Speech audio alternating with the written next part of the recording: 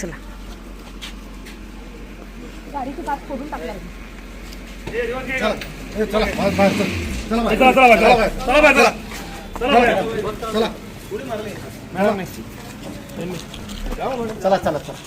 या गाडीत तो प्रकार घडलेला आहे म्हणून ती गाडी तुम्ही एकतर आरोपी आमच्या ताब्यात देणार नाही आम्हाला माहिती आहे.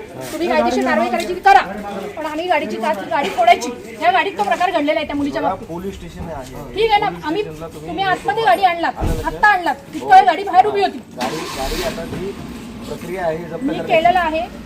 तुम्हाला काय कारवाई करायची ती करा, कारण त्या गाडीमध्ये तो प्रकार त्या मुलीच्या बाबतीत घडलेला आहे.